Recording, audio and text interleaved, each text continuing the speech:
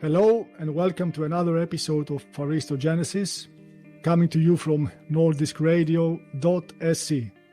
This is Nestor, and with me I have Alan, who is joining us after a long break. Hello, Alan. Hi, Nestor. Good to be back. It's been traveling around, as I mentioned on the other show, and still doing that a bit, but I'm trying to participate where I can. So hopefully you can show me the way on this show. And I listened to the last one and had the pleasure of editing it, and it was very good knowledge from Dr. Jacob, so much appreciated. And of course, we also have him back this time, obviously. Exactly. Glad to have you back, Alan. Exactly as you said, with us today is Dr. Alexander Jacob, once more, for a second and final interview. Welcome back, Dr. Jacob. Thank you. Glad to be back. Excellent. How are you? Is everything all right? Quite well, thanks. Great. Now, in our first episode, we spoke about your life, your career, and your personal struggle, and we discussed some important subjects regarding the Vedic traditions of India and corresponding, or at least comparable, ideas in European traditions and philosophy in order to highlight their common roots, both culturally and physically. But today's episode will be dedicated to the other great chapter of your works, Dr. Jacob, that is politics, or political philosophy, to be more precise. And we will discuss issues that I think even more of our listeners will find interesting and relevant to them. And I would like to start with what I think is your most important book, Nobilitas. And I say this regarding the effect the book may have on the greater reading public. And because your observations and arguments are on the levels of principles of politics, not just politics. And the basic principle that is underlined in your book Nobilitas is the undoubted and historically proven advantage of a kingship, a monarchy, or an aristocratic rule of a nation compared to any other form of governance, and specifically democracy and Marxism. So Nobilitas is like an anthology and an analysis of European philosophy from ancient Greece to the early 20th century. And you, Dr. Jacob, have discerned a pattern. You have discovered some common threads, starting from Plato, Aristotle, Cicero, other medieval thinkers and thinkers from the Renaissance, and all the way up to great German and European thinkers like Burke, Immanuel Kant, Fichte, Hegel, Schopenhauer, Nietzsche, Gobineau, Chamberlain, Goethe, Rosenberg, and even Carl Jung and Tolstoy. So the list is quite long. Now, many of these thinkers and writers are well-known authoritarian, aristocratic, and anti-Semitic thinkers, and because of that, rejected and defamed by the establishment. Others, however, are very well acknowledged and respected in culture and academia as major philosophers and writers, but people don't really know where they stand on these issues. And I'm speaking on thinkers like Goethe, Fichte, Hegel, Schopenhauer, and Tolstoy. And let me just name which are these common threads you are highlighting in your book. What do all these thinkers have in common? The first thing is that they claim that kingship and aristocracy, meritocracy, is a natural and best way to rule a state. That's number one. The second is that they are convinced and fiercely anti-democratic, radically against the rule of the masses. And the third one, especially for the later ones, they are anti-Semitic. Correct, Dr. Jacob? Yes, quite. Excellent. So I would like to start with the first point. You write in your book that the conduct of a nation, the rule of a state, is exclusively the privilege and the duty of true aristocracy, the best born and the best educated. And you continue by arguing that kingship and aristocracy have shown throughout the history of the civilized world to be not only the most natural forms of government, but also the most conducive to cultural progress. For it was in the lap of authoritarian rule that these high cultures first and last flourished. And I would like you to elaborate a little bit more on this conclusion. Well, yes, you see, it's a continuation of what we were discussing last time. It is based on the original Vedic or Indo-European understanding of a man and the macrocosm, and that is of man as being a spiritual personality, first and foremost, and distinguished according to his spiritual capacity into various castes, as we have in India. And so what is exceptional about India is that the philosopher, the Brahman, is at the top of the scheme, and then followed by the warrior caste or the kingly caste, the Kshatriya.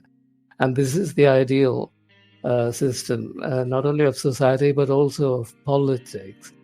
And so, we have the paradigm in our philosophy, in our religion itself.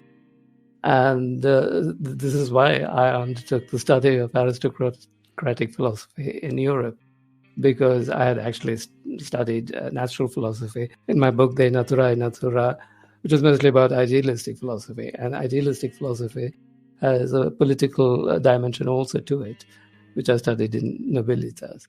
So all of this comes from the original Indo-European understanding of the universe and of man. And so I think we talked about the castes last time and how it's based on the difference between the different qualities of energy that are embodied in people, the sattvic or the rajasic or the tamasic, corresponding to the three parts of the soul in Plato. And this is how you distinguish between people. And the rule of a nation is reserved for only those who are sattvic and rajasic, not for the people.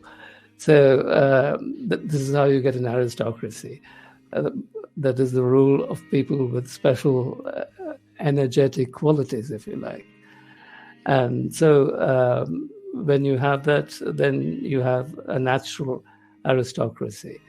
And all aristocratic states distinguish between these higher strata and the lower. The higher strata are reserved for the cultural development of nations and empires, and the lower just for the productive element of the political organization. So this is the basis of my studies, both in natural philosophy and political. It is also the basis of aristocratic states in Europe until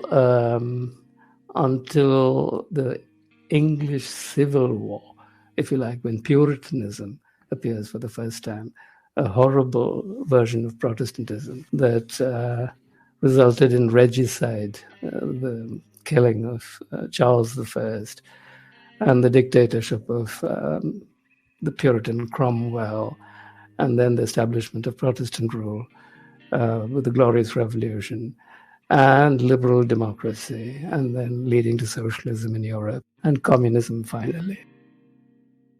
We have a whole question about this, about the Puritans and the Protestant revolt, and I would like to discuss a bit further later on. But regarding again the aristocracy, we have also this Platonic analogy of the structure of the soul and the hierarchy of the state, the structure of the state, of a society. And this is something you also highlight when you're speaking about Plato in Nobilitas, where the basis of Plato's division, as you say, is an analogy with the soul and its major parts, where there is a higher rational part and a lower passionate one. So whenever the higher predominates over the lower, we come closer to the ideal state of psychology. And when the higher predominates over the lower, we come also closer to the ideal state of politics. For society is an organic entity as an individual human being, of which it is composed. So the bases are also a bit metaphysical. But I would like to talk about a little bit more about the connection between idealism and aristocracy. How are these two notions connected? What do they have in common? Well, idealism in the Western sense, has two aspects to it, at least two. The idealism of Plato is related, as I said last time, as we discussed last time, to the concept of ideas, pure forms of things, essential forms of things. And there is not so much a focus on the self. That appears only in German idealism. So German idealism is different from Greek idealism. Greek idealism is related to ideas.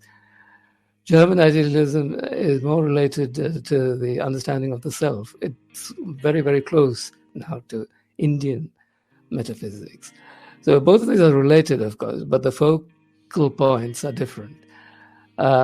And so, first of all, both forms of idealism, Greek and German, posit an intelligible world which is distinct from the empirical. That is the basic element in idealism. And that is the reason why there's always something to aspire to, something above the material and the human in it, to something divine almost. Who do you think, Dr. Jacob, are the German thinkers that most in detail describe or represent this German idealism? Well, Kant is the first person who undertook a critique of reason, that is rationalism, and he was very successful in it. And he gave birth to the entire idealistic movement in Germany, starting with Fichte and Hegel, Schopenhauer, and Hartmann, and so on. So you could say that these are the major. Schelling is also important, by the way. So these are the major idealistic philosophers, and this is actually the most Indo-European of all philosophies, I would say, because the self comes into prominence, and that is a reflection of something very, very ancient in India. So, I would say this is the most typical Indo-European form of philosophy that emerges in Germany.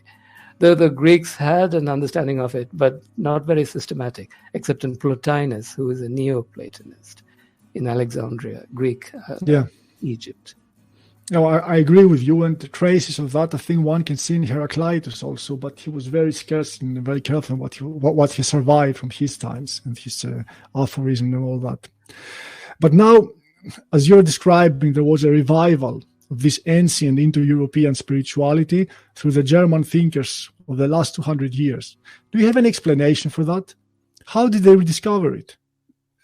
How do you think, was anything that they read and understood and knew, or did something else happen? Do you have an explanation for that?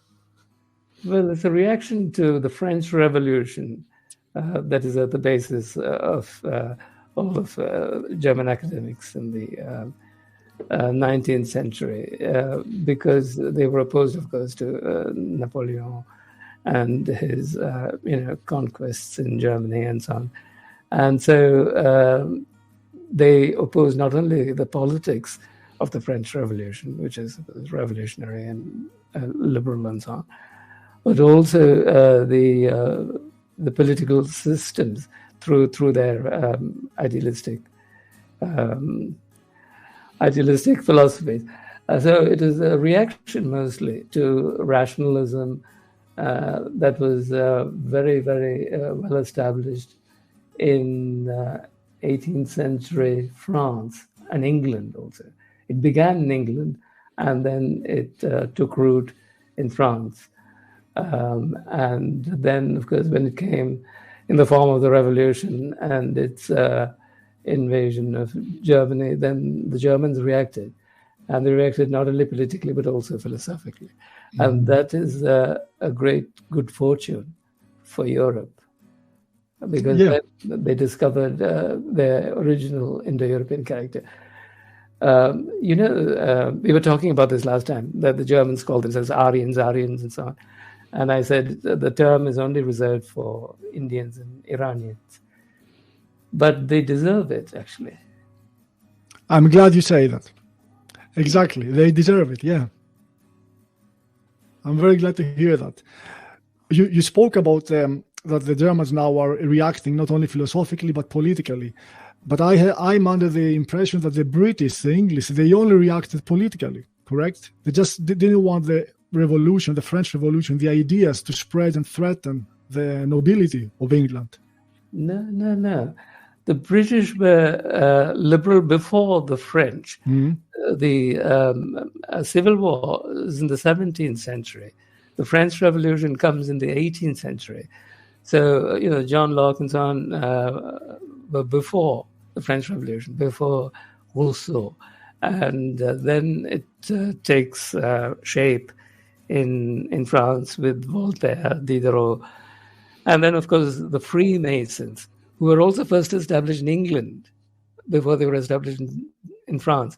So England is actually the root of all of the problems of modernism and, what we are fighting against, I suppose, the counter-revolution. No, England is the source. It's not even France.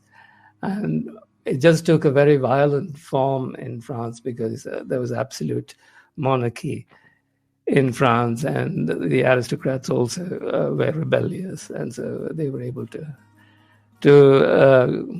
get rid of the king, Louis XVI, and so on.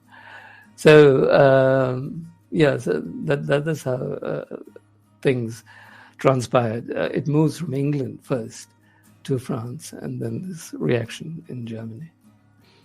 I understand what you say, and we will return to the notorious England later and continuously in our episode because it's relevant. But I was under the impression that historically, as soon as the French Revolution established itself, I think that the English sent even expeditionary forces to try to stop it. Right, for political strategic reasons. They've always been quarreling, because the two kingdoms were so closely allied right from Norman times, the kingdoms of England and France. And so to get political power on the continent. And Edmund Burke, for instance, wrote in reaction to the French Revolution as well. So there were some thinkers, but already the puritanical strain had taken root in England and spread. Because there's John Locke, and then comes the English Enlightenment and the Scottish Enlightenment with Adam Smith, and David Hume, and all these people. And they are the founders of modern democracy, liberal democracy. And that spread also to America, which was an English colony. And that's how you have the first revolution in America before the French Revolution. It is the Anglo sphere that is at fault. It is not so much the French. I'm not so well informed about the historical details about the Puritan and the English Revolution, but I'm not sure what happened to the aristocracy there. Was it replaced? Was it just... No, it was replaced in the sense that Catholicism was replaced by Protestantism. And this happened during the 17th century particularly, because you had a Puritan dictator, Cromwell, who at the same time invited the Jews back to England. They'd been banished from England in the 13th century by Edward I. And there were a few Jews probably living in scattered places in England, but they were not officially supposed to inhabit England. And Puritanism is closely related to Judaism. And, the Puritans call themselves always by biblical names, Ezra and that sort of thing. In America, you will have Ezra Pound, for instance. Such strange biblical names come from Puritanism. Their beginnings are puritanical. So anyway, so the Puritans were sympathetic to the Jews, and Cromwell invited them back in 1657 or something.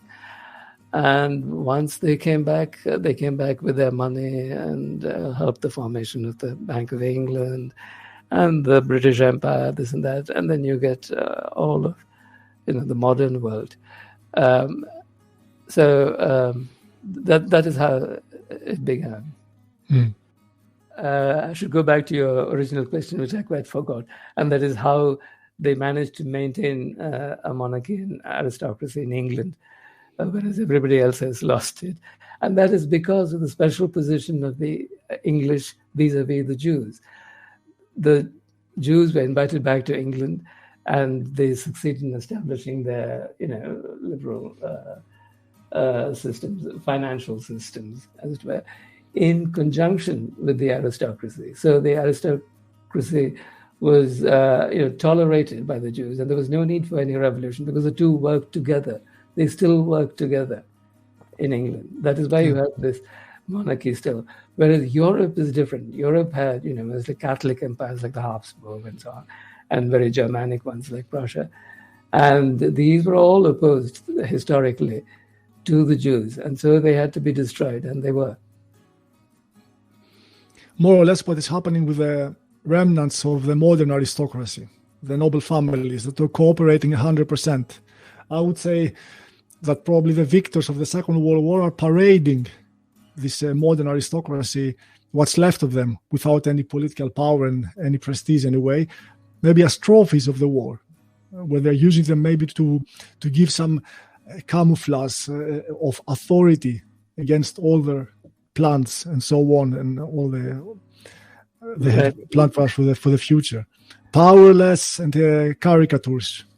Yeah, constitutional monarchies mostly are like that. They're just decorative. Yeah. But they have a purpose also. They're not just decorative. I think they have a purpose. They give some kind of authority and credibility to the plans that the people have, our enemies have orchestrated for Europe. I don't know if they participate very much in politics at all.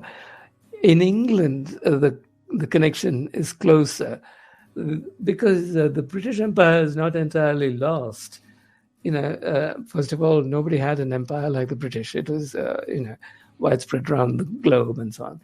And it continues in a financial way, especially through this very devious system of offshore banking. They have tax-free havens in the Caribbean and so on.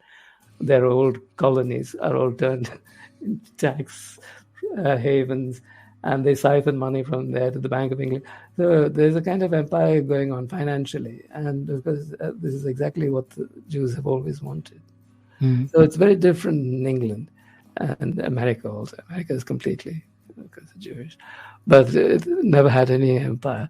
But Europe had, and the British Empire survives because they are collaborating with the Jews still. Yes. Any thoughts about that, Alan? Well, I just wanted to add, France also seems to have quite some territories still. And I wonder what's going on in Macron's head, because sometimes he seems to illustrate this delusions of being like a little baby Napoleon or something like this. But he also seems quite in league with big bankers who are Semitic. So I wonder how their relationship is, and how they're allowed to still have that, if it's just another vehicle to ride on for people who have these big banks and these financial systems. Right. France, of course, has colonial ambitions, but that is somewhat different. He, of course, comes from the Rothschild banking system, but it's not overt or even covert. It's more in the sense of Napoleon, as you mentioned. The French have an ambition for civilization and the spread of civilization.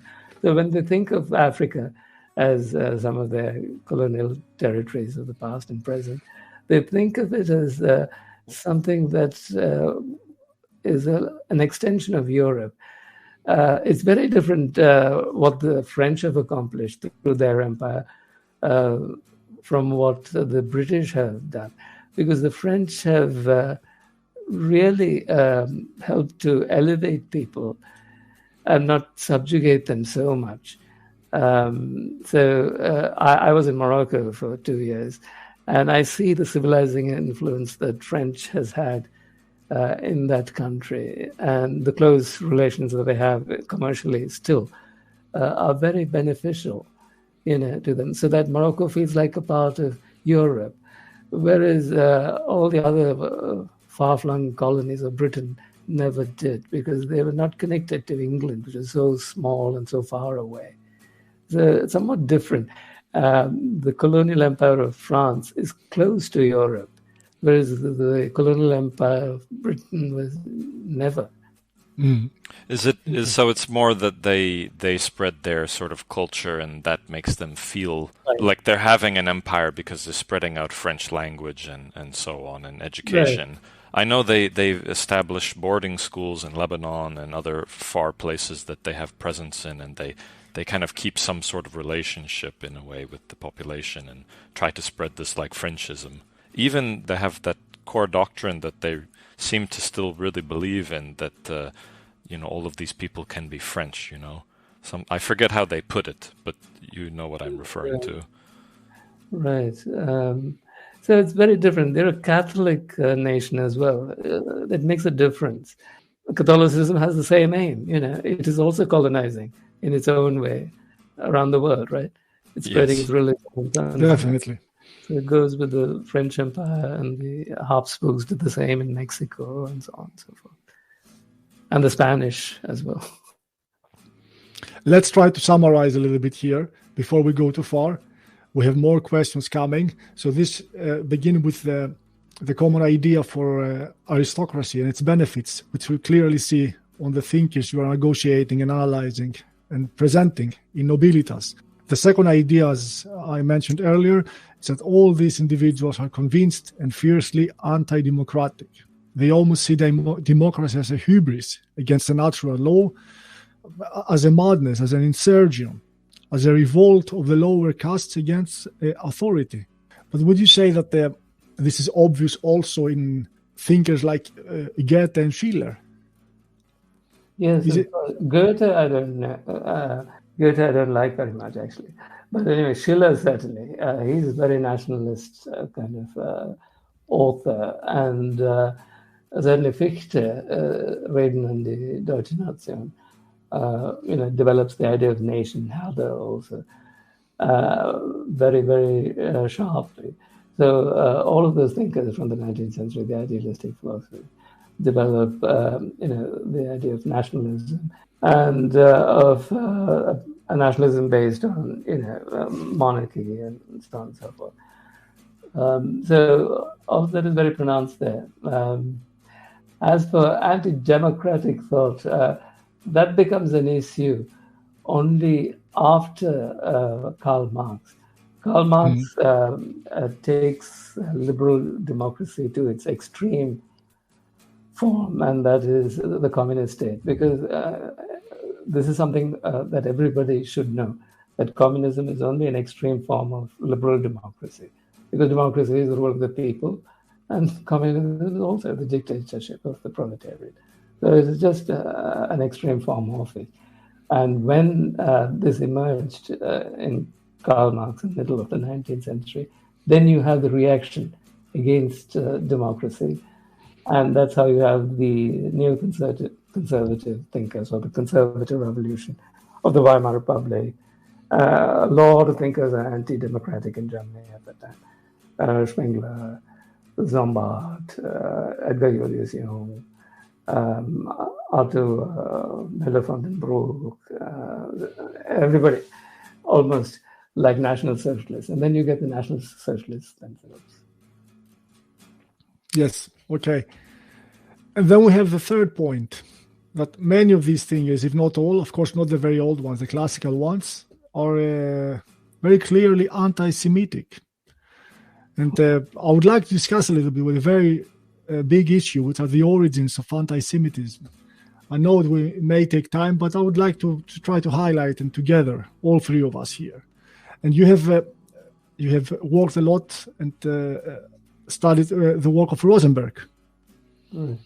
right? And I would like to connect a little bit with our previous interview, that for him, as you claim, Alfred Rosenberg, his discovery of Indian philosophy was a great inspiration in his life. And there is a connection there, because when Rosenberg was young, the discovery of the Vedic culture was also something young and fresh that Europe was discovering at that time. Right. But where can we start if we would like to try to investigate the origins of anti-Semitism? Is it a religious history? It's the Old Testament? Where can we start, Dr. Jacob? Well, anti-Semitism, I think, must have existed right from the beginning of their state, the state of Israel established in Palestine, because they must have driven out the Canaanites and so on. And all of those must have been anti-Semitic also. So wherever there are Jews, there will be anti-Semitism. And of course, the Romans also evinced a lot of anti-Semitism. And it was the Romans who destroyed the Temple of Jerusalem, and drove the Jews out into the diaspora in AD 70. Titus actually did that. So this is very ancient anti-Semitism. But and then you have the example of England, which is a very, very important country when it comes to democracy and so on. You have the Normans already driving the Jews out in 1290. Edward I, he banished the Jews. And there are examples of many other countries following in Europe with banishments of Jews and so on. So all of that has been going on for a long time. The Catholic Church has always been against the Jews. There have been revolts from the people also against the usurious activities and so on. And so, it's a long history. It becomes very, very acute when you get the Germans talking against liberal democracy. That is in the end of the 19th century and the early part of the 20th century. As I mentioned, the neoconservatives, they're all anti-democratic, but they're not so very anti-Semitic. Some of them are, not all of them. Zombart is anti-Semitic. But before that, with the rise of idealistic philosophy and Chamberlain, who followed Gobineau. Gobineau also pointed out the differences between the races. Then you have a different kind of anti-Semitism. It is not political anymore. It is not even social. It is racial, that there is something basically wrong with these people, that they are a wicked nature. Eugen Düring, for instance, in his Die Judenfrage, which I translated, says it is not a question of religion at all. It is about their race. And the race is, of course, the Hebrew race. Their religion is Judaism, but the race is Hebrew. And he calls them the most vicious minting of the entire Semitic race. So from that time, it becomes a racial question. And that is taken up by the National Socialists, who are fully racialist. And then we have Rosenberg, who also tried to investigate this issue from a metaphysic perspective. And I would like to quote something that he wrote when he was reading and discovering the history of India, the traditional philosophical and spiritual treasures of India. And he was naming the magnanimity of the enlightened old Indian kings who wished to inspire and uplift their subjects. And he compared them to what he calls like moral atrocities, the moral atrocities of the Old Testament. And he says, how far are we now in old India from all the greed for power and money, from all the rapacity and intolerance, all the pettiness and the arrogance? And he continues on his thought on the Talmud, the Semitic holy book. And he says, no metaphysical thought emerges, no search for a solution to the riddle of life, no image that can illustrate our secret to us, no insight and no mystery. And I would like to stay a little bit here. So what is your view on the metaphysics of Judaism, No, if any? That is the problem. You see, we were talking about Chamberlain. Chamberlain is one of the first who pointed out the difference between the Semitic and the Indo-European or the Indian world view. And Alfred Rosenberg just developed the thought of Chamberlain. So, Chamberlain's book is called The Foundations of the 19th Century, and Rosenberg's is called The Myths of the 20th Century. Exactly. It's just a continuation of Chamberlain. Chamberlain is one of the first. He came from Gobineau, but there is also Richard Wagner in between, because he was his son-in-law. And that's another... Wait, I missed something there. Did you say that Chamberlain was the son of Lord Wagner? Son-in-law, yeah. I didn't know that. Yes. He married Eva Wagner. Yeah, okay. Very interesting. And so he was a Wagnerite as well as inspired by Gobineau. And he was also interested in Indian philosophy. So all these things come together and then lead into Rosenberg. And Rosenberg is National Socialist. Mm-hmm. There's another interesting subject that Rosenberg highlights. I mean, he says a lot about the Jewish religions and the Jewish people generally, how they have a complete intolerance to other religions, their hatred on Christianity, and the obsessions with laws. But then he actually highlights their technical tendency and their tendency to materialism. And he says they are very active with tenacious energy and great success in the technique of life, trade, economy, and industry. But he says in culture, religion, philosophy, morality, and art, there is almost nothing to be seen. What do you think about this? This is very true. You can see, technically they're very accomplished. They have all these pianists and violinists and so on and so forth, just playing European music. They do it quite well. And then again, you have film directors who are very good in Hollywood. They're all Jewish. So technically, they are very adept. But that's all. All their best productions are based on European literature and music. So that is the limitation.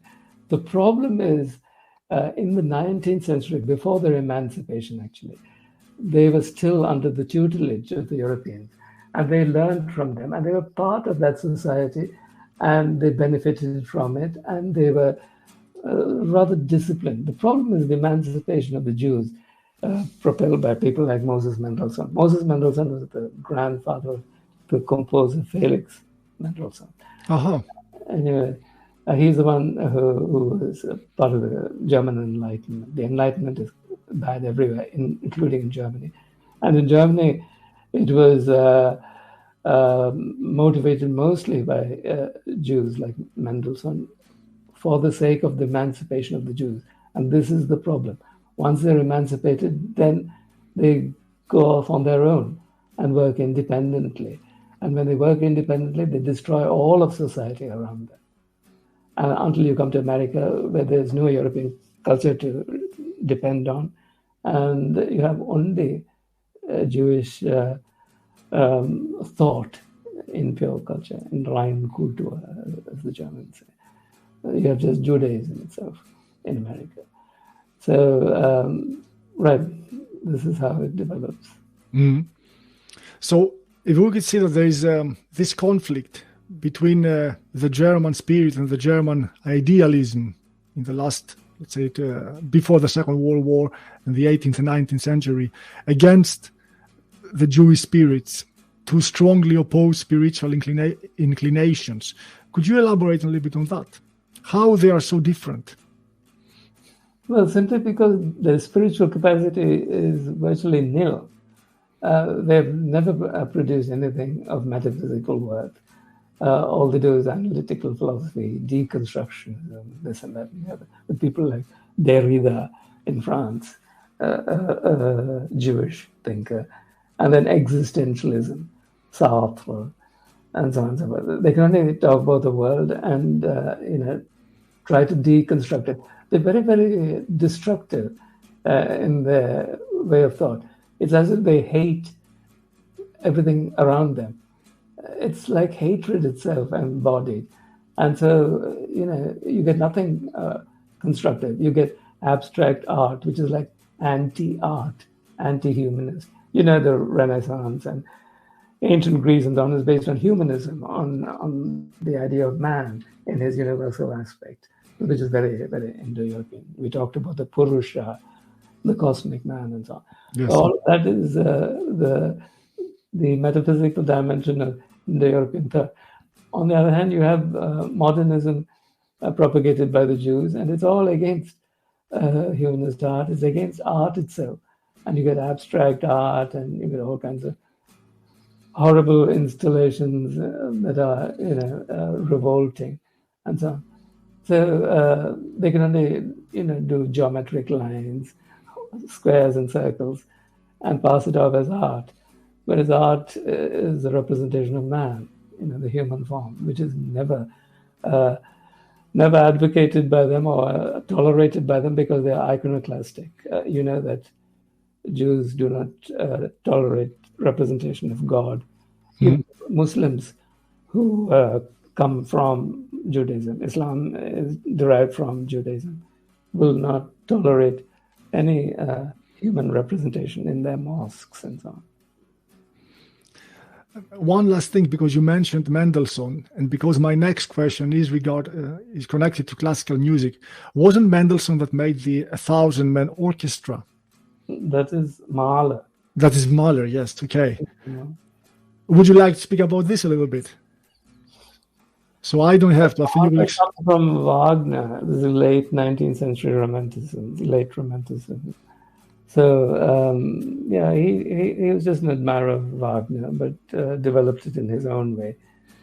So some parts of his music are very sublime, some parts are, discordant, and so on and so forth. That is just an extension of Wagnerian music. But Mahler was also Jewish, am I correct? Yeah, but he converted to Catholicism. Okay. Yeah. Also, the Mendelsohn family was also converted, actually. Anyway, so he still works within, the romantic idiom of Richard Wagner. When it comes to Schoenberg, it's different because he has to change the scale. He has to change music radically and so on. So you have a 12-tone scale and all kinds of absurdities. And so now there's a complete absence of music itself in the classical world. You'll only find good music in musical scores for movies, because the film industry has taken over the operatic. There's no more opera being composed. Yeah, in good theater.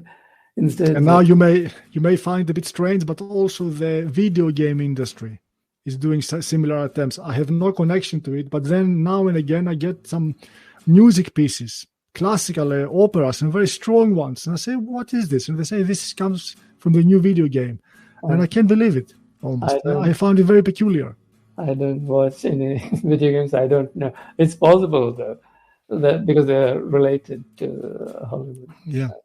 There's a whole line of orchestral scores that were done for these Japanese role-playing games, and the Japanese composers seem to really draw on like old European motifs and such when especially if you spend some time listening to when they do the orchestral arrangements. They start off when they're just computer, kind of chip-based music, and they're taking melodies basically from people like Wagner and such, and then they make orchestral versions of them, and they get quite close, and you say like, oh wow, this is almost like a copy of this and this and this. So, but it's really nice because there's this whole generation of youth that grew up with this kind of chiptune music that was basically like rip-off of European classical music, and then it gets them to be a fan of their own culture in this roundabout way. So, right. But Alan, I'm not following you here. Are they actually making original music from the scratch with instruments, or is it computerized? So a lot of these old role-playing games from Japan, they would make music on the Nintendo or the Super Nintendo, and this is like computerized music, but they get inspired from European classical music, and then later on they changed this music to be an orchestral score, and they would perform it around the world. They would take these little like orchestras and do the soundtrack for the video game, but they would be orchestrated, and then it would really come alive, and you would hear that it's very much like a European inspired classical music. And this is basically the positive side of a lot of these games, is that they put you back in touch with classical music, basically, because you're growing up playing these games that are inspired by that music. So yeah, sorry for the detour. That's fine, but I am still opposed to it because the purpose they serve is very trivial entertainment, right? Distractions. It is entertainment, yes. That's all it is. And it doesn't have any lofty purpose at all. Whereas opera, is mostly tragic and so on. There's no tragedy, I think, in video games. Yeah, I mean, video games, it's, of course, just like another entertainment medium, and some people, they take it very seriously. Other people, like myself, I have a good amount of distance from it, so I don't gush over it too much, but so that's why I just say, no, it's just entertainment. Other people will say, no, it's the next form of storytelling, the next medium of, great... almost literature or something. I say, well, no, not quite. I mean, you can get some emotional experiences from it, and there are some good writers that happen to write in games, but there's just no comparison anyhow. So to me, Alan, it's just take our advice. Keep your distance. Yes, certainly. No, it's entertainment, and that's engaged in sparingly, I think, and that's okay, I believe, just in moderation a little bit. They're just games, I suppose. But all of this is just a travesty of serious art, I think. I know, because I like the scores for many movies, and Hans Zimmer, for instance, has produced many good soundtracks and so on. They all have classical training, I think, and the scores are very beautiful, except that the movies themselves are not very elevated. Me neither, Dr. Jacob, but still the movies is a form of modern storytelling. On some time it can be very uplifting and successful, but I have very difficult to see this aspect in video games, Alan. I'm sorry. Oh no! I mean, there's no reason to apologize. I'm just saying some people get really attached to them and they see it as that. I don't. To me, it's just entertainment, and sometimes they happen to have a good story, but that only good is in air quotations because it really can only go so far when it's very comic booky, right? Mm-hmm. So, yeah. Okay, let's move on and leave the video games behind. Yeah, please. Sorry. We stick to music and we continue with Richard Wagner, and there's a reason for that. First, because Dr. Jacob has written about Richard Wagner, whole book, Richard Wagner on Tragedy, Christianity and the State, and most importantly, he has not only studied him, but he's playing his music, unlike many other Wagner enthusiasts like myself. So this gives him credibility and a right to actually to speak about Richard Wagner. And you, Dr. Jacob, have given solo recitals, piano recitals, and recorded piano transcriptions of many of Richard Wagner's works. That's quite impressive. So how come? What is the reason for that? What attracted you to Richard Wagner from the first place? Well, the music itself is just so awe-inspiring. I started listening to Wagner when I was a student in England a long time ago, and once you listen to it and see his operas on stage, as I did in London and so on, you become a Wagnerite. And I've been listening to his music for a very, very long time. And then, since I play the piano, I also found piano transcriptions of his works. And playing Wagner's works on the piano is very, very exciting. It's because the melodies are just so enchanting and so on. And they're more dramatic than any of the sonatas of Mozart or Beethoven and so on. Mm. So then I thought I should record them as well. And I had the opportunity to do that when I was in Brazil, because there was a recording studio there. And I continued in Mexico. And so I did transcriptions of Der Ring des Nibelungen and Parsifal and Lohengrin as well. So I'm glad I did that, because I don't think there are many other people who are interested to do it. And of course, I've written about Wagner also. Now you mentioned Beethoven, which I know was a great source of inspiration for Wagner. And if I'm not mistaken, their lives overlapped. I think I'm not sure. I think Wagner was born 1815 or 1813. 13, right. 13, yes. And Beethoven died, I remember that, 1827, because he died like in the end of an important historical event for myself. So how do you think that Wagner developed classical music after and further than Beethoven? Well, I mean, he was a great admirer of Beethoven's symphonies and so on, the harmonic development that Beethoven reveals, and also the instrumentation. But there are other influences, Berlioz, Hector Berlioz in France. There's a lot of French influence in his operas. The grand opera is very well developed in France, actually. And Wagner's operas are all grand operas in the French fashion, only they are sung in German. So there are French influences as well in Wagner's operatic writing. And so his early works are in that fashion. But then he developed his own characteristic style, that is the use of leitmotifs, fragments of melodies that can keep reappearing throughout the opera very effectively. And all of this continues until Tristan und Isolde. And then there's something very, very revolutionary, because the chords are very unusual, very chromatic. And this is his own invention.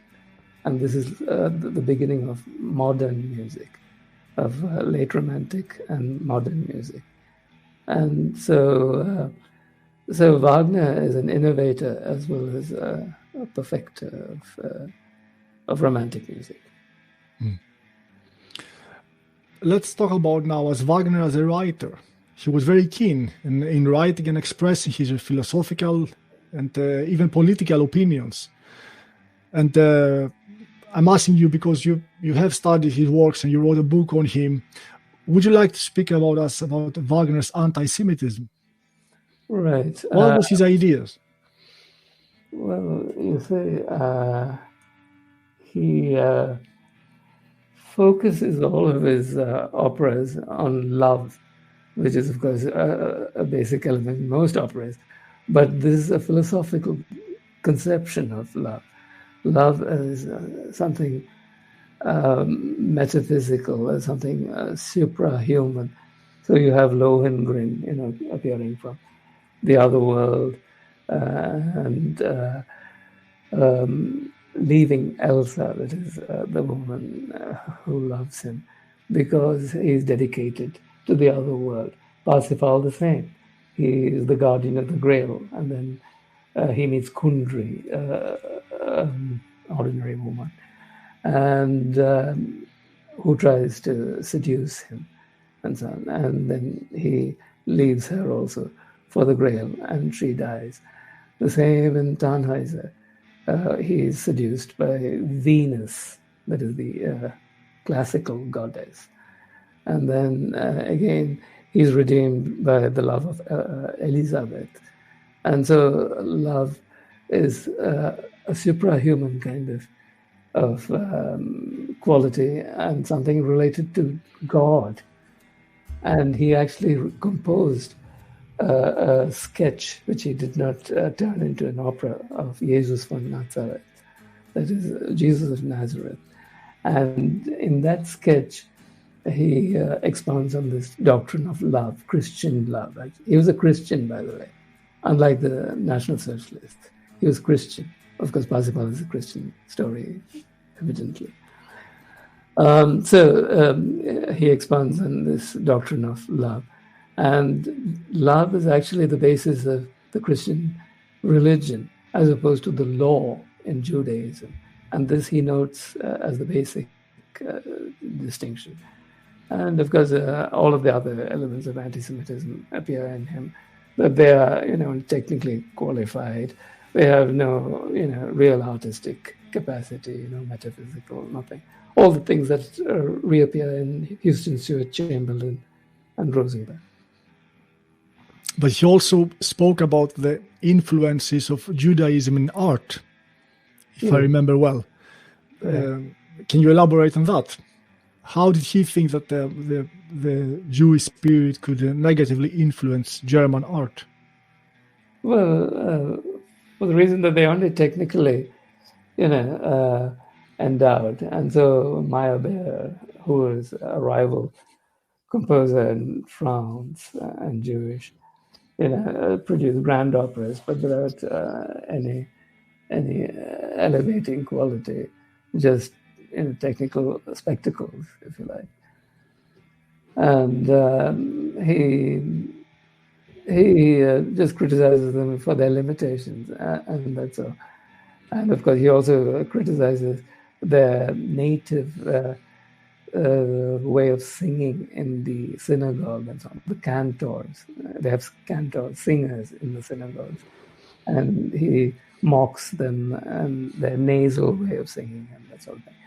So, he's completely opposed to them as a people and as artists also. That's about Jewry and music. Das Judentum und die Musik. I think that's what it's called. In der Musik. Okay. So that is only one treatise that he wrote against the Jews. There are many references to the Jews, negative references, in his other prose works as well.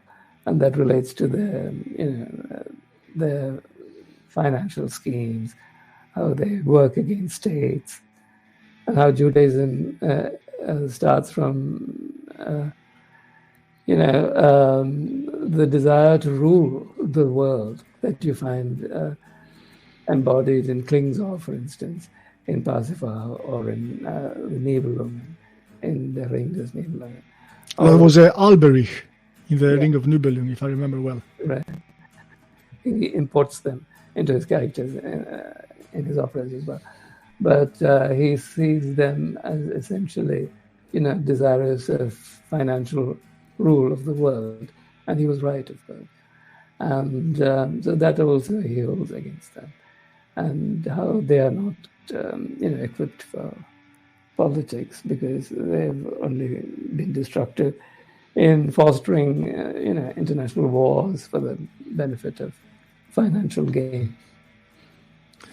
And what I think is quite interesting and peculiar is that besides the almost open anti-Semitism of Wagner directly in his scripts, or the theatrical one, where he imports and creates these persons, these caricatures that's supposed to represent the Jewish mentality in his plays. Besides this hostility, what I find interesting is that even now in Israel, the matter of Wagner and music is very controversial. There are two sides. Will the Israeli Philharmonic Orchestra play Wagner or not? That's a question here. because it has been a question there. I know that Wagner was banned from early on. The Palestine Symphony in Palestine, before the creation of the State of Israel, had already said that we would not play Wagner already from 1938. But this started to change a little bit. And if I remember well, in 2011, the Israel Chamber Orchestra played a concert in Bayreuth. And Bayreuth is, for our listeners, the Bavarian town where an annual festival dedicated to Wagner operas is held. So they don't like him, but they acknowledge him as a great composer. What do you think about this? Well, I mean, there are many Jewish conductors who've conducted Wagner, Bruno Walter and so on and so forth. So that is part of the European tradition, and when they are in the West, they will play Wagner without any difficulty. The problem is playing Wagner in Israel, because Wagner was very anti-Semitic and had a very strong influence on Chamberlain, Rosenberg, and Hitler. So, it would be very, very strange for them to be playing the music of someone who inspired Hitler. That's one side, but I have another theory as well, besides this obvious, not only detail, but these obvious reasons why they would deny to play Wagner in Israel. But I always thought that somehow Wagner represents this glorious manifestation of the Germanic spirit in music and in his theatrical production, with all its raw power, its folklore, its heroism, its beauty, expressing this powerful music and scenery. And I can imagine they may become upset by this, because it's like a complete antithesis of their own. Because in Wagner's music, the spirit appears like raw and uncamouflaged, with all its ancient force and momentum and sensitivity, of course. So I can... They are envious of that German culture and don't like it. No, they always admire European culture. I know Jews are very interested. I'm sorry, I didn't mean envious. I mean that they somehow the very foundation of the Germanic spirit that's so clearly seen in Wagner's work, it upsets the Jewish mind. They see it as hostile. No. The more clear it is, the more hostile it feels for them. This is my theory. I don't know. What do you think? It's possible that that they're opposed to the European spirit altogether. I mean, certainly with deconstructive philosophies such as Derrida's and so on, it looks like they're working against it. But I don't think they have an opposition to the music of Wagner for that reason. They really enjoy it, I think. And I know they have an interest in European literature and art, only they will not be able to produce anything like it themselves. The reason for their opposition to Wagner is Hitler's connection to Wagner, I think. Are you still there? Yes, of course. Okay. We are listening very carefully, not interrupting you. Yeah, because they cannot tolerate anything national socialist in their country. Alan, any thoughts about that? Well, Nestor, I do like that your sentiment, and in some way the idea of the power of that music not being able to be handled in their sort of home base. It would be too discordant for them there. It's a very attractive idea, I have to say.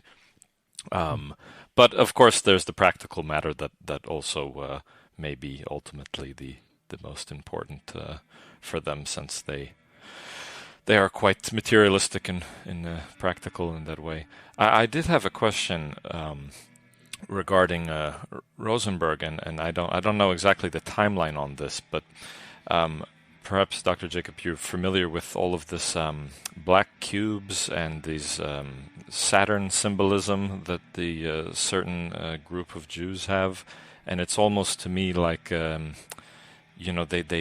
embracing this idea of being the destructive force.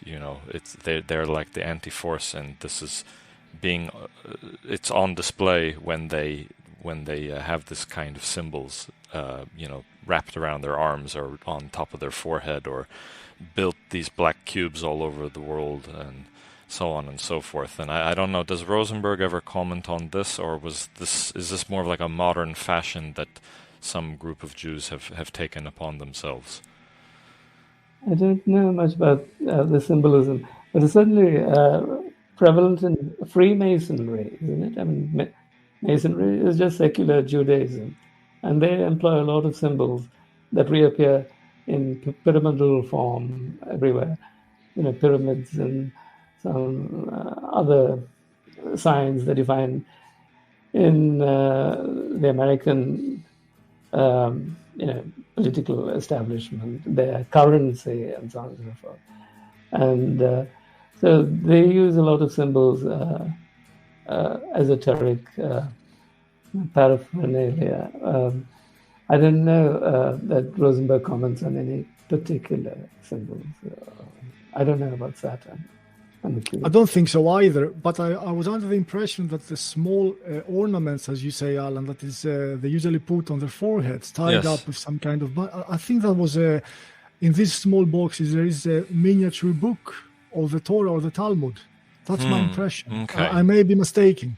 Yeah, I can't rightly say, but I do know that they happen to have these sort of black cubes constructed around buildings that are important to them, and often, like Freemasonic things. But then they have that, and of course you see it in Mecca, and they have some other symbols, and I don't quite understand why it's in so prevalent, and it's seemingly connected to this idea of decay and Chronos and Saturn and so forth. And it to me it almost feels like they just embracing their natural role as the anti-force, and we're like Indo-European spirit's supposed to be positive, and they're just supposed to be negative, and it's just the way of nature almost. And I don't know, those sorts of thoughts kind of come through my head when I see them display that kind of symbols. Well, they're very interested in esotericism and so on. In fact, much of modern Western esotericism is Jewish because it's Freemasonic, and but it's a kind of fake esoteric occupation. It's not derived from a real understanding of the cosmos as it is in India. We have esoteric philosophy. All of Brahmanism is esoteric. Upanishads are supposed to be read and understood and recited only by Brahmins. So we have a completely esoteric religion, as it were. But this is a kind of mockery of it, using just symbols without any understanding of cosmology. You know that Abraham revolted against the Mesopotamians and was driven out of Chaldea or something. He was originally in northern Mesopotamia or somewhere, northern Syria. And he revolted against the cosmological religion of the Mesopotamians and developed this monotheism, which is not really metaphysical at all. It's just a tribal religion based on Yahweh or something. So they don't like cosmological religion at all, or philosophy. So when they produce anything esoteric, it's all fragments and bits and pieces, cubes and circles and that sort of thing. But just as a side, I know the was it Frank Morales? Is that his name, Nestor? The gentleman who runs Dharma Nation. Is that correct?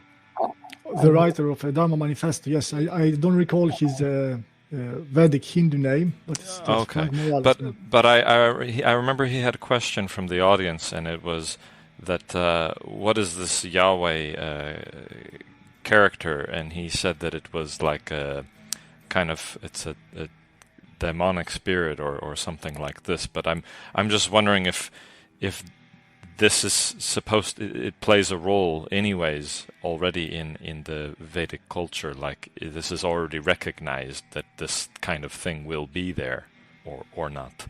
Oh, by the way, Yahweh is the same as Jove. It is the same word actually as Jove.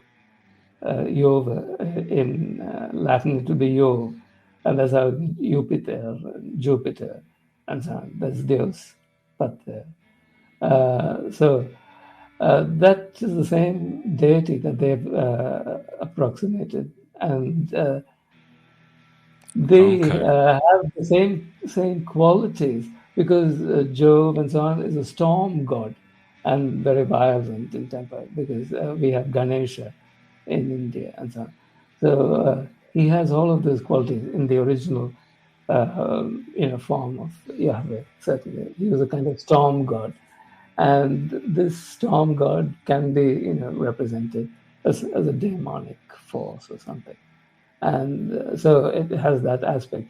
But it's part of the original Indo-European mythology, actually, because they were in a region that had, Indo-European culture. They were in Babylon for a long time in exile and contact with the Persians and so on. So they got all these ideas from Indo-European philosophy and religion, actually, through the Persians, and distorted them in their form of Yahweh. So they have resemblances, these aspects of Yahweh in the European mythology also, in Zeus and in Ganesha and so on. These are all storm gods, very violent actually. And Yahweh is also a storm god originally. So that is how you have this daimonic aspect. But in Yahweh, there is only this daimonic aspect, I think. Okay. But regarding the symbolic and maybe the inner meaning or the hidden meaning of the symbols used by Judaism, then I think maybe when the conversation is over, we should open the Kabbalah book. Maybe it will help enlighten us. Kabbalah is actually one of the better. The Kabbalah is actually one of the better aspects of Judaism, because it also has a concept of the Purusha. Purusha is man, cosmic man. They call him Adam Kadmon. That is also a kind of cosmic man. And they have all of that. Only it is not fully developed. It becomes a kind of division into male and female and that sort of thing. Everything is male, female at every stage. And it never rises to the sun. In the Purusha cosmology, I told you, I think last time, the Purusha is attacked by Kronos and then Zeus and then sunk in the underworld and then rises again as the sun. And so all Indo-Europeans originally were sun worshippers. That never appears in Judaism.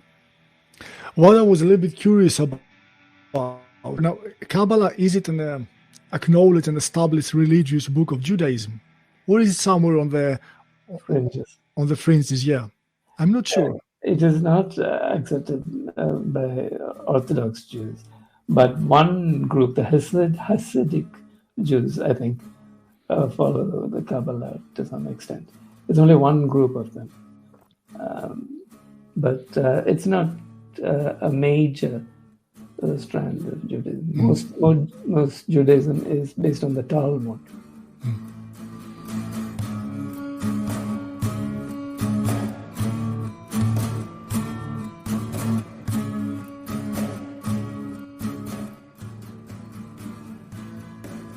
So, Dr. Jacob, Alan, let's try now to re-emerge, illuminated out of the Kabbalah and the Talmud spirit, and continue with our questions and our discussion.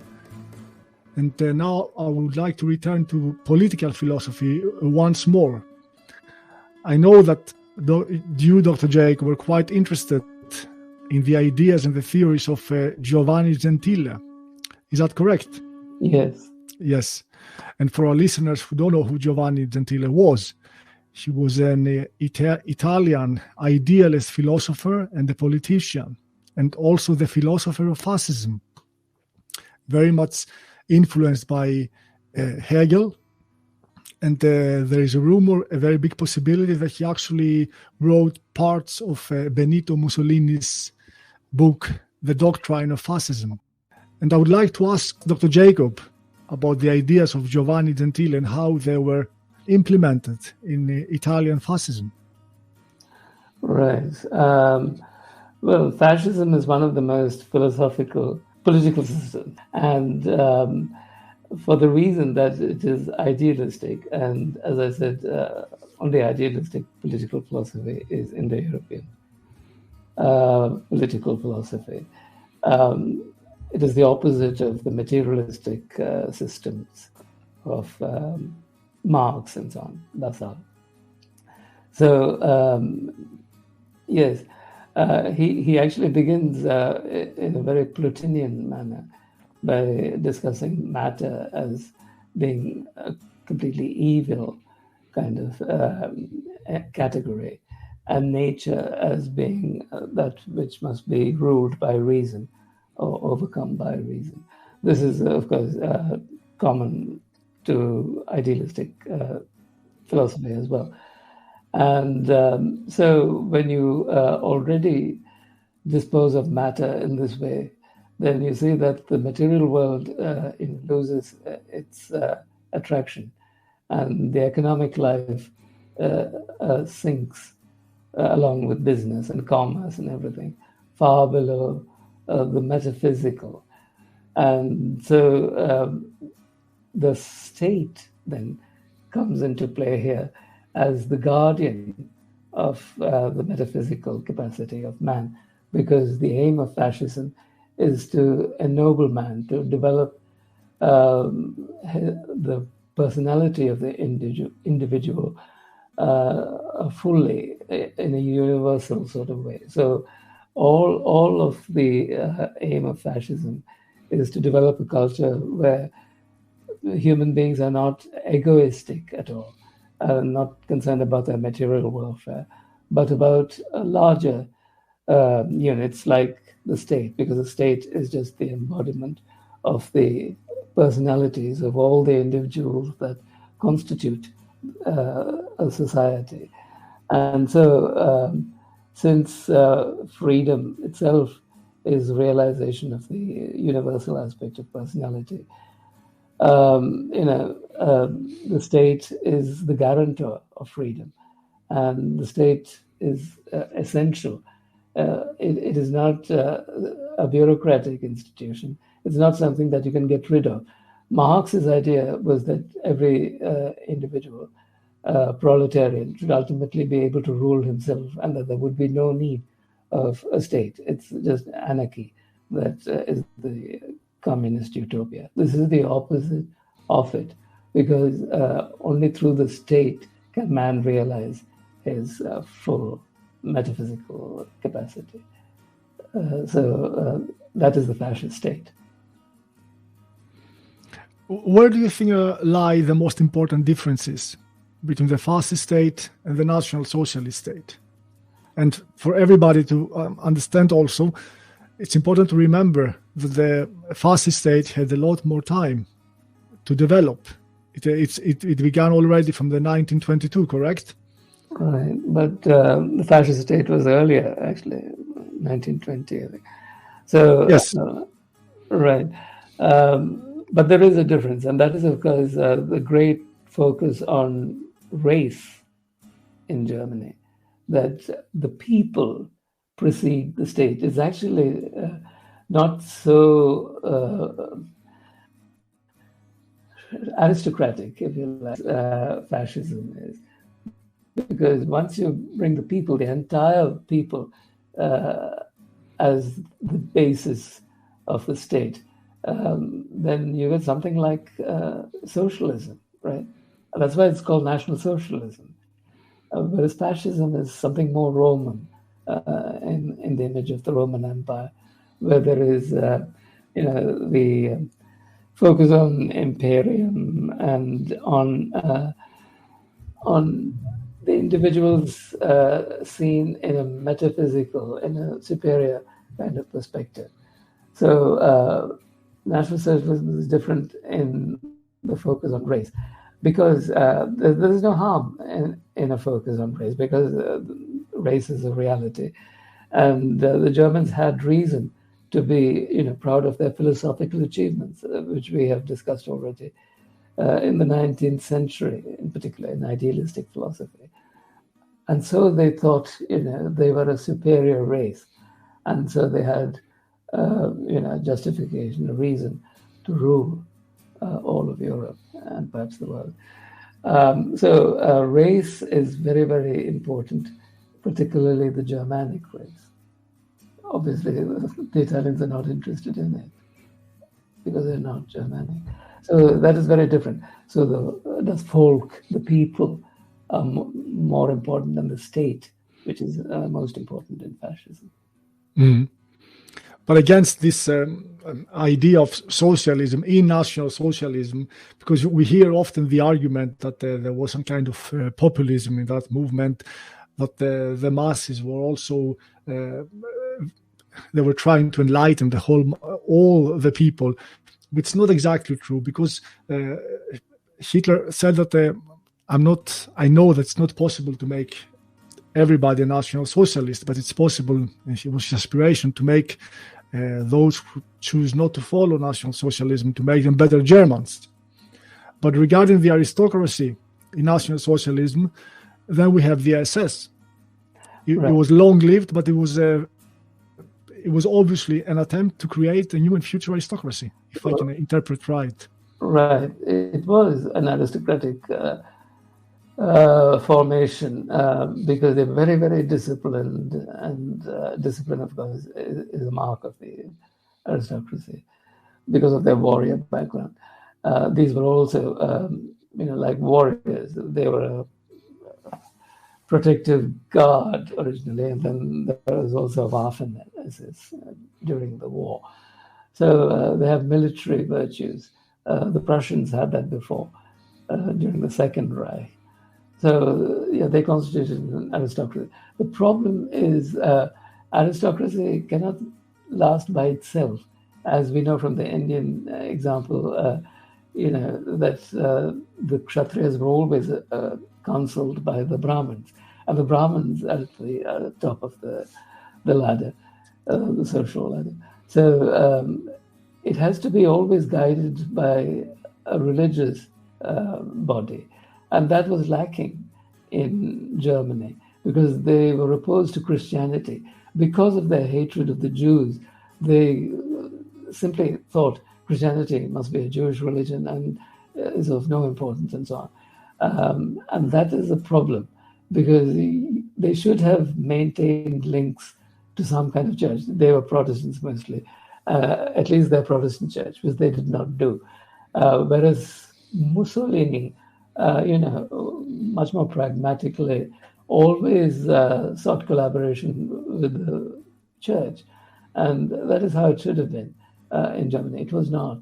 And, you can't suddenly develop a neo-pagan religion or something, Germanic religion, to guide this nation. So it was just an aristocracy by itself, and that cannot last for very long.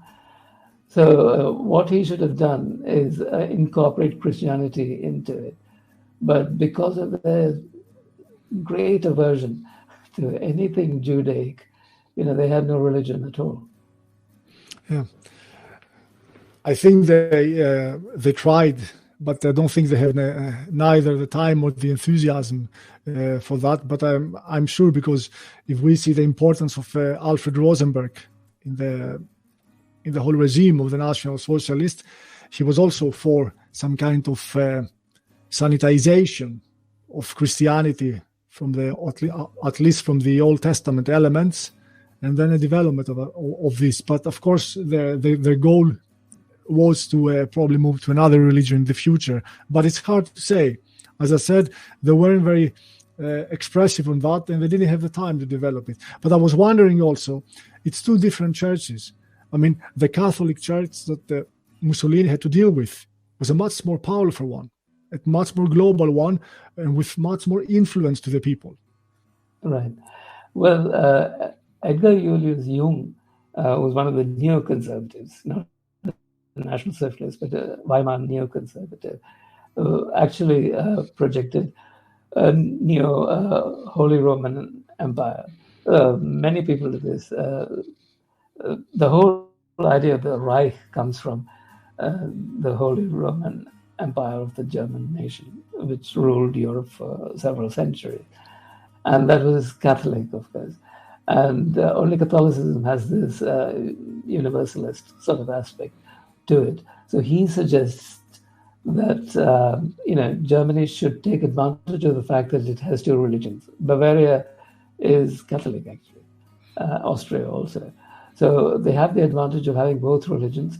And while Protestantism can foster nationalism, German nationalism, Catholicism can foster the international aspect of it, the empire.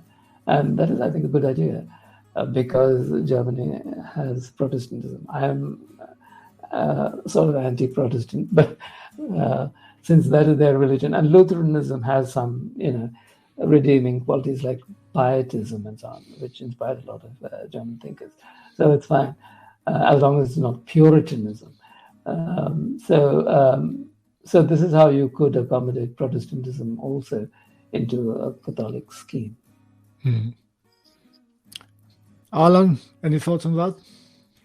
Well, it's this thing that we've discussed before, which is the sort of utility of what we have to deal with, right? So it's sort of this uncomfortable relationship with a foreign religion that's sort of, taken elements from how we think and how we are and what we used to believe. But we all kind of know deep down that it is foreign. But then this is what you have to deal with. This is a layer of communication, a way to give people a greater ideal and some kind of spiritual nourishment. So I completely understand what Dr. Jacob is saying, especially about maybe they didn't have the enthusiasm for it, right? Because they probably know deep down that we can't really believe in this because it is clearly coming from Palestine, Israel, etc. So it's not really German in its origin. It's certainly Israeli in origin, but in form it's completely different. The Christian story is a mystery religion. The whole idea of immaculate conception and resurrection, all of this is part of a mystery religion in its original form itself. Just the context in which Jesus lived is Israeli, because he said he belonged to the house of David or something. And he says he comes to fulfill the law or something. The law is, of course, Judaic, but you can interpret it as he is the fulfillment of the law, and his law is love. It is a completely different doctrine altogether. It takes the place of, it supersedes Judaism. And that is how one should see it. But Jews will never accept that. Jesus was the Messiah and so on and so forth. They're also opposed to Christianity. Yeah, like I said, it is quite complicated. Especially I have some admiration in some way for how thinkers have processed it over time. Especially with regards to those mysteries like Eastern Orthodoxy and so on. They've produced a lot of, I would say, good spiritual thinking about God and man and the relationship and all of that and the mystery of Jesus and these sorts of things. So it does give people some sort of value, but it's just this thing where as more time passed, especially now, a lot of us we still wrestle with this idea of, well, what is indigenous to us, right? So I kind of empathize. I know that. Yeah, I empathize with the utility of it, but at the same time, like I wouldn't be able to follow it, even if it has like positive aspects, because I just can't, I can't get around the fact that it doesn't come from my people, basically. Well, I don't know if anything came from my people, because the whole pagan religion of Germany, of Wotan and so on and so forth, is not German in origin. It comes from Anatolia. That's what you find in Snorri Sturluson, for instance, the prose Edda author, that Wotan moved from Anatolia through Thrace, which is Bulgaria, to Central Europe and Northern Europe and so on and so forth. So there is no certainty that it's indigenous to the Germans. It also came from the south, and so to substitute that is not to substitute something more original. It's just something more ancient than Christianity. Yeah, but the point is here that we cannot deny the Germans their own spirituality just because maybe, according to Sturluson, it took maybe an outer form that maybe was borrowed from somewhere else, but the essence of it was already there. So they had their own spiritual identity that eventually, historically, it took a specific religious form. Right. We must maybe separate these two, because between people, the loans and the influences, they are common. There's nothing strange about that. Right. But how they develop and how its folk shapes it varies. Right. It's the same with Christianity. As I said, its form is also Indo-European. It has, the solar quality. The death and resurrection is just like the death and resurrection of Dionysus and so on and so forth. So it's also like an Indo-European religion. It's just that he was based in Palestine. That's all. And then, if I may, Dr. Jacob, there are two differences, because there is what Jesus said and his teachings, and then there is a creator of the Christian religion, which was Paul, the apostle. And it's there where things become a little bit different and in a way unknowing. And I know we discussed together in our last interview that the European Christianity was revitalized by the European spirit and a lot by the Neoplatonic elements. It's something that it developed its own life in Europe and its own form. So it is indigenous. All of the contributions were made by Europeans. So it has their thought and their feeling. So that is how European civilization developed. The whole of European culture as we know it is Christian.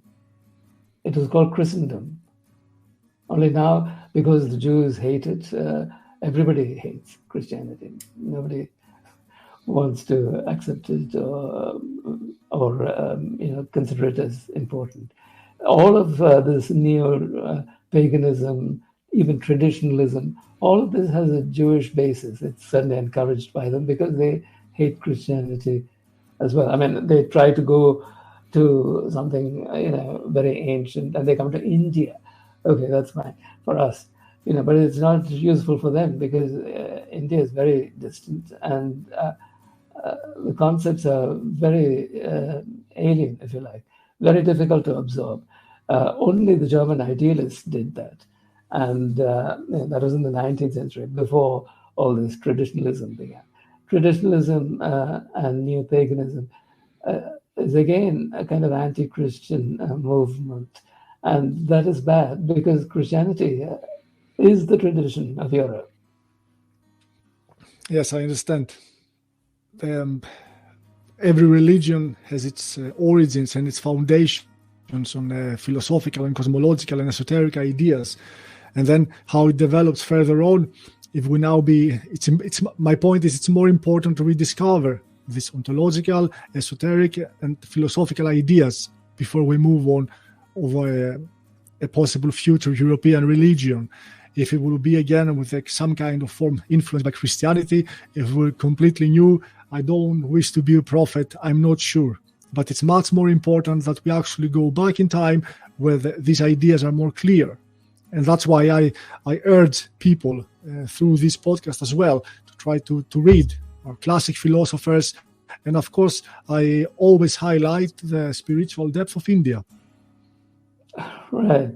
But there's so much emphasis on India these days, when again, evolved to a certain extent. Yoga, this and that and the other. Suddenly, everyone wants to become Indian. Why? You can read Meister Eckhart or, all of the religious thinkers that you have. There are many very interesting Christian thinkers who are... Oh, yes, definitely. And you mentioned Eckhart there, of course. He's a mystic, definitely. Yeah, there are mystical elements in all Christian philosophy. Because the whole religion, as I said, is a mystery religion. So, that is how you consolidate the past. Everyone says traditionalism, but it's for us in India. It's not for Europeans. Yes, definitely, of course, but we are not talking about now the religion as it's developed and as it's established right now, or even historically. I am most discussing about this common philosophical ideas in the very ground and foundations, then upon which any religion can be built upon if it's healthy. And those foundations seems to be common. I actually ordered and read the book about Vedanta and Plato. I don't remember the writer now. Please remind me. Paul Deussen. Yes, in between our interviews, and he's actually highlighting exactly these things. And going further to Immanuel Kant, as you mentioned, where these ideas were reborn again or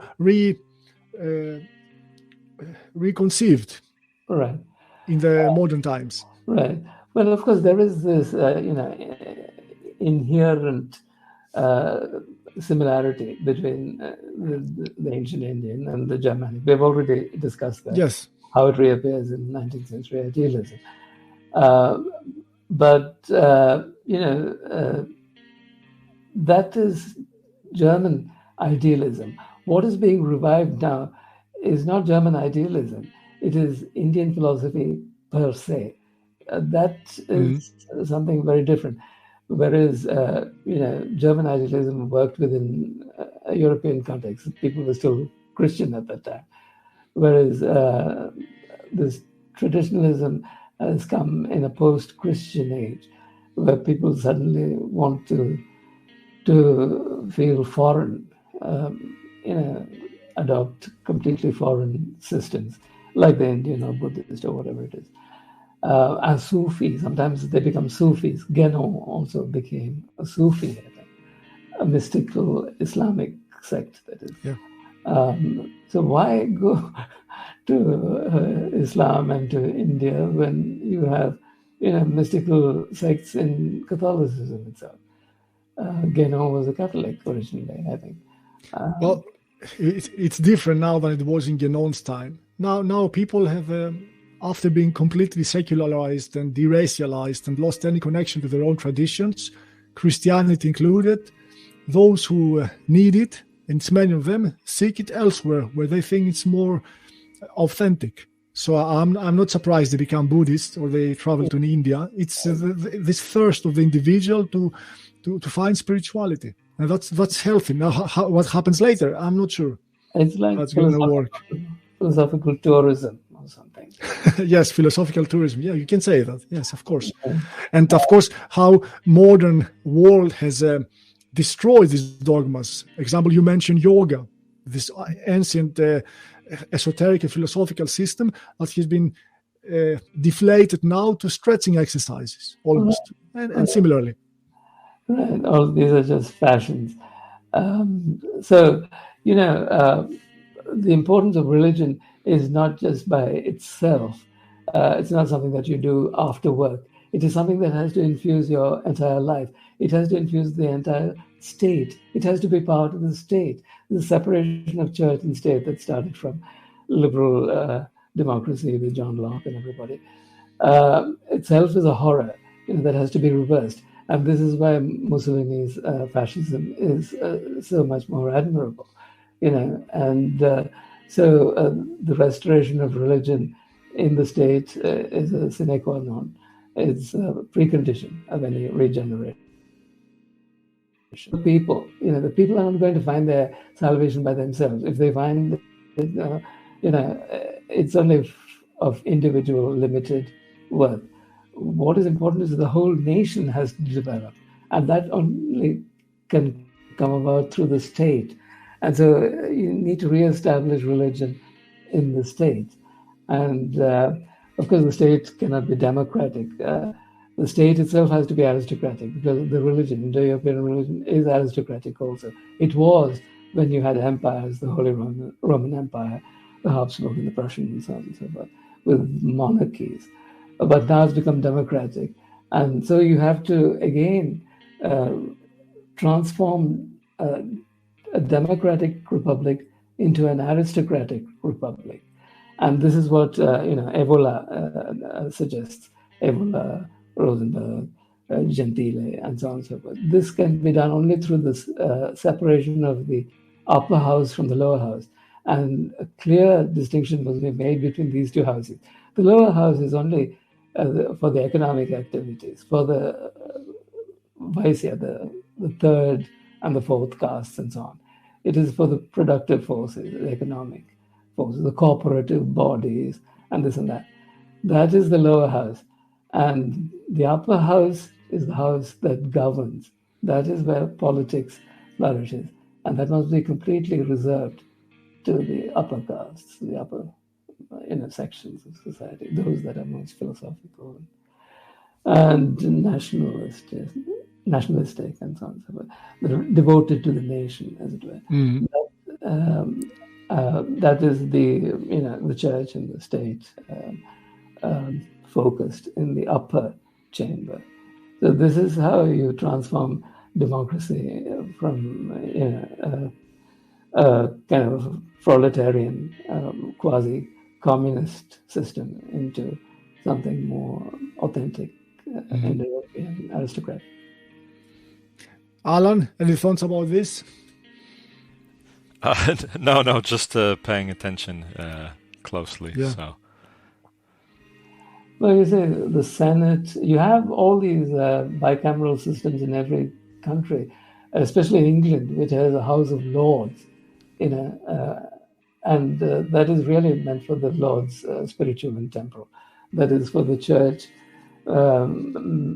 leaders and for the Lords.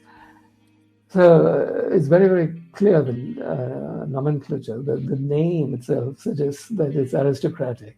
Only it is not aristocratic in force, because the Prime Minister, who is only the leader of the Commons, is ruling the country, and not the Queen or the King, whatever it is.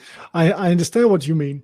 It's you imply that the structures already exist, but they have to be changed and sanitized first, and then changed. But this is the problem in the detail. Sometimes to sanitize and change something means actually to almost rebuild it from the scratch. No, it will not come about until you remove the Jews from power, because they represent all of the activities of the lower house, always, because their work is only economic. They're always that's true. Commercial and marketing and advertising and on and on, banking, of course. So they want to rule. They will never allow the upper house to rule as long as they are given political power, and this is the problem. Before, even in my times, a few decades ago, we were thinking about conspiracy theories and everything's happening, behind the scenes.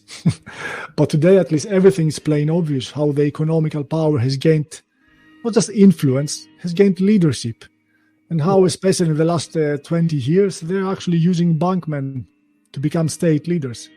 Right. Simple as that. They don't trust anybody else that they will actually could influence somehow. No, it must be a banker. It must be someone who's employed in the great financial institutions. These globalist financial institutions. Yeah. It's plain obvious right now. Yes, obvious. Real estate developer like Donald Trump. some sort One of more example. contractor. No, these are not politicians at all. These are just, businessmen. Yeah. So that is a problem. It is a problem that starts from England, actually. Werner Sombart actually wrote a book called Traders and Heroes during the First World War, contrasting the heroic mentality of the Germans to the business mentality of the English. And he was right. The problem starts in England. Strange as it may seem, we're all speaking their language and everything. And, England has a wonderful culture because it's aristocratic in its history and in its long culture. But in its present political form from the 17th century, it is the source of corruption. Great. You mentioned now Sombart Werner and his book Traders and Heroes from 1915, which I think you have translated. Is that correct? Right. Yes. I have a quote. Allow me to read it. Let's start now. She's referring to the traders, the English. While the former only desire individual enrichment and creating the necessary global preconditions for it, the latter, the heroes, the Germans, crave unity with the folk in life and death, so that they become the perfect physical expression of the national soul. The English want to avoid war because it is bad for business. The Germans, on the other hand, crave war because it tests their spirit and liberates them from the mundaneness of everyday existence, while simultaneously affirming the axiom that the whole of the nation is paramount to the individual self. Very beautifully said. But history showed that the English did not avoid war. They actually went all the way through in the Second World War. Right. Because of their commercial interests. Yes. To sustain the status quo. Right. And then it's much worse in America because they've never had an aristocracy, or certainly a monarchy. They may have had elites of their own, but they never had anything grounded in the nation. So there you just have pure commercialism. And the Jews excel in that atmosphere. Great. Well, I think we should wrap it up.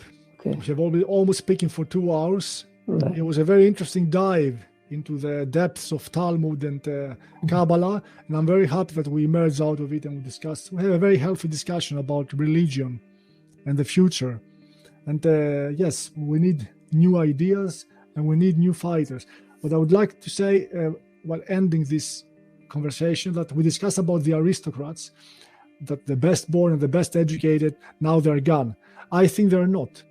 The new generation of the future aristocrats is, for my part, living and breathing right now. But you will not find them in palaces and in foyers. You will find them in battlefronts. And they don't even know themselves that they are the future aristocrats. You will find them in battlefronts, the battlefronts of our times, of course. So it's exactly... So this kind of class of heroic citizens has not disappeared. It's still there, and it's formed right now. It is forged right now from the gods of our race in the battlefields of our time. Any last thoughts, Alan? Very well said, and I also appreciate, Dr. Jacob, you bringing some different opinions and diverse thought to this. So, yes, Nestor, I agree with you that from the fire we have to have our heroes come forth, and we have some quite dire times, but it's something that will forge better men, as the saying goes. So we embrace it and carry on.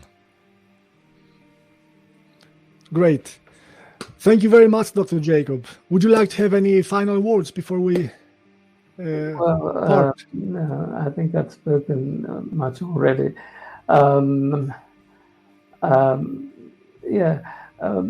Again, while encouraging people to become heroic, I think it's not so easy until the state itself is transformed, and that takes changes at the highest levels. But I certainly enjoyed talking to you again, and thank you very much for the opportunity. Thank you, Dr. Jacob, and thank you to all our listeners that listened to this episode. And with that, we say goodbye and wish you a good night. Take care. Thank Good you. night.